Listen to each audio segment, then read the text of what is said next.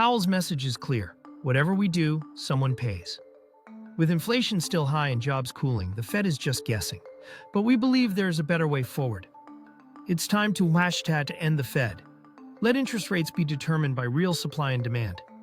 Imagine a system where the market drives decisions, not bureaucrats. Join us in advocating for a more transparent and fair economy.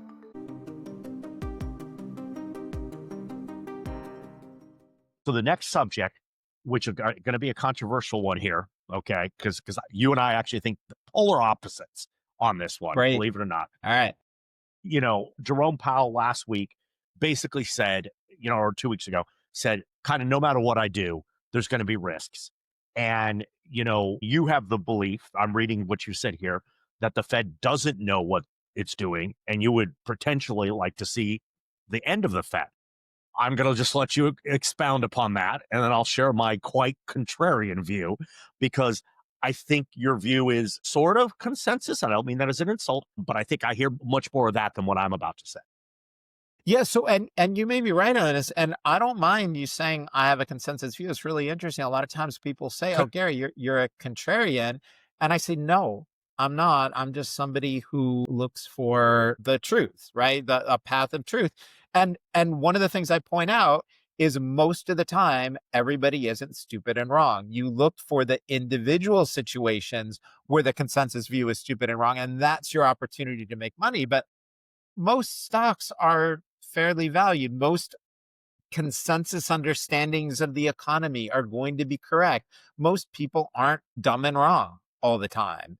Well, those and they're not situations are rare. The funny thing is, we forget, like, I always get a kick out of, there'll be someone who says, this person's an idiot, blah, blah, blah. I'm like, they went to the same school as you and have the same degrees, and they're working just as hard as you. Like, they're not genetically stupid, but they have a lot more information than you, and they're you, by the way.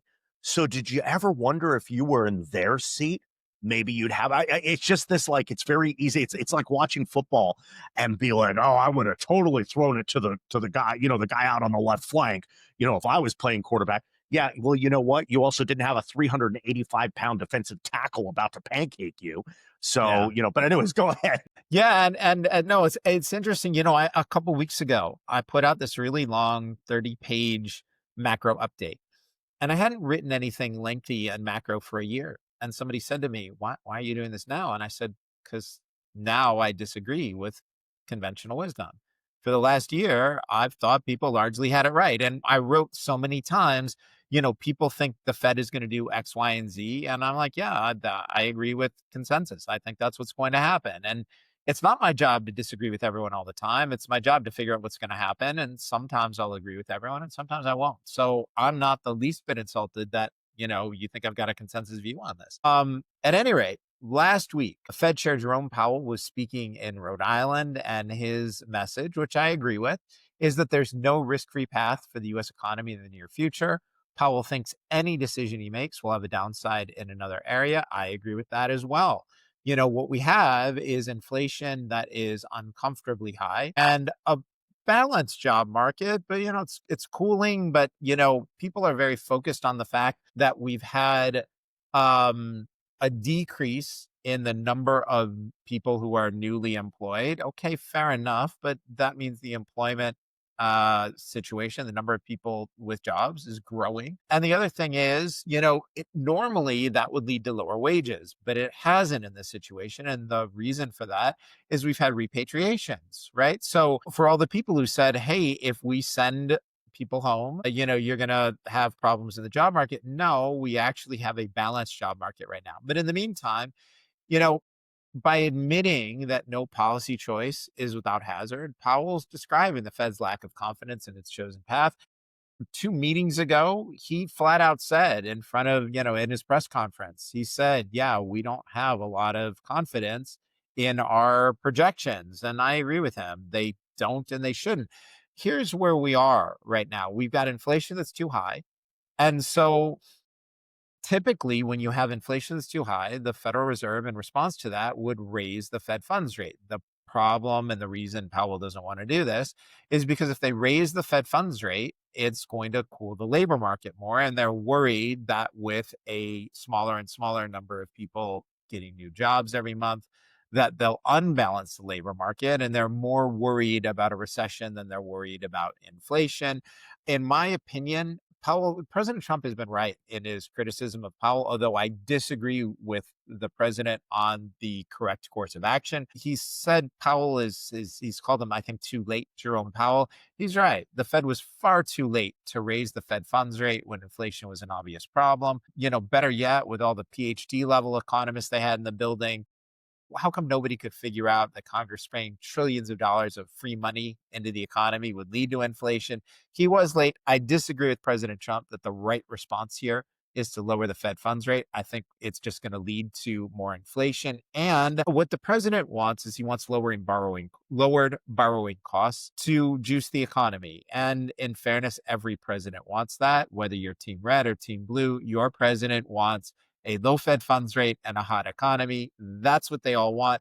My issue with President Trump's approach here is not that I think what he wants is wrong. It's that I think his preferred economic policy of a lower Fed funds rate doesn't lead there. I think you have a lower overnight rate. At that point, the bond market prices in higher long-term inflation, and the yield on the 10-year, which is how your mortgage rate gets priced, which is you'll have your credit card bills priced off of this stuff. It ends up going up. That's what we had in September of 2024.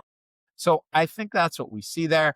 My solution to this, which Enrique, you are more than welcome to disagree with, is to end the Fed. I think the Federal Reserve has existed solely to steal from the American people slowly, to allow for inflation, a ridiculous expansion of the money supply.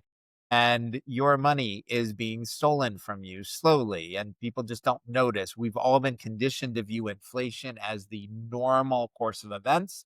This is sort of what we all expect. And people say you need inflation to have economic growth. That is 100% weapons grade baloney. Stable prices lead to growth. Inflation leads to spending. Right? It doesn't lead to saving and investment. So my solution on this is end the Fed, let the bond market set interest rates, and let the market figure out that we really should have stable prices, not an inflation rate of 2% or 3 or 4%, or which, by the way, the Fed has now made it clear they're going to be targeting 3 or 4%. And, I think the CPI has been understated for years. Listen. We can agree, we can disagree, but if you're looking at more inflation, whether you like it or not, you can invest in ways to make money from that, and that's what we've done. But Enrique, what's your view on it? Well, it's a very deep subject, so I'm going to keep my answers pithy in the interest of time, and not trying to be dismissive, because we could spend an hour on this topic. I'm going to start with a quote from Winston Churchill. Many forms of government have been tried and will be tried in the world of sin and woe. No one pretends that democracy is perfect or all wise. Indeed, it has been said that democracy is the worst form of government, except for all those other forms that have been tried from time to time. And great quote. I like getting the direct quotes. Yeah. And I think this applies to the Fed, is without the Fed. So I'll just go to two things. Without the Fed, when we're facing things like the global financial crisis, we would have gone into a depression. There's no doubt about it. They screwed up the first part because it's hard in the beginning when you're scrambling, but they got the second part, and we've avoided a depression. We have been in a period of the most consistent real economic growth across 30, 40 years that has ever been seen on the face of the planet, and it's continuing. You can see it in the numbers, like it's still growing. Like we might go a little bit this way or that way. And so I sort of say, well, if not the Fed, then what? Because number one, it puts us in big risks of massive collapses in those situations. Number two, you blame the Fed for the inflation. I don't really, look, you said they're quietly stealing people's money. Get rid of the Fed, and it's going to go from quiet to in your face. Like the inflation and devaluation is like the tides and the currents and the waves. You just have to accept it. Every currency in the history of humanity has been devalued and devalued consistently. It's a law of physics. So they all go to zero. I turn this on its head is instead of me trying to fight the fact that the sun is going to come up and the sun is going to set, that the tides are going to come in and the tides are going to go away. Why don't I figure out how to take advantage of it, how to harness that power as opposed to doing it? So I hear you, but I just don't like, to let the bond markets by themselves. We would have been in my lifetime. We would have been in at least 2 depressions, depressions, not cool shit, like bad, like millions of people, Dust Bowl kind of crap. So is the Fed perfect? No, but they also have a hard job, man. Like, this is not like, it's one of the most complicated jobs in the world. So can it get better? Can it be improved? But ditching the Fed, I think, is a recipe for disaster. But this is a very big topic. So I'm going to stick with my Winston Churchill quote as my core philosophy on what we're talking about here. So let me tell you where I agree with you. First of all, I like the Churchill comment, because just a week ago on the 5 things, we were talking about a policy where I said, I'm in favor of this. And someone said, isn't that against your typical economic beliefs? I said, yes, but this policy is better than what we had before. It's still bad, but it's less bad than what we had. And I'm going to be in favor of something that's less bad. And you're right, because we're not academics. We have to deal with the world as it is. You have to take anything that's improvement is a good thing.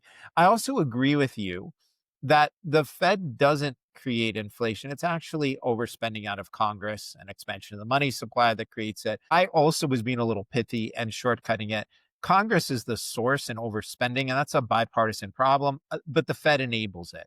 And without the Fed, you wouldn't have that enabled. And you're correct that the Fed did take action that kept us out of a depression. However, I would argue that it was Fed-enabled free money that created the conditions that led to this. And without a Federal Reserve and free money, we might not have had the housing crisis and been in that position to begin. And I would argue it was Congress that actually created the preconditions for that and set it up by reducing the housing pieces, housing regulations, et cetera.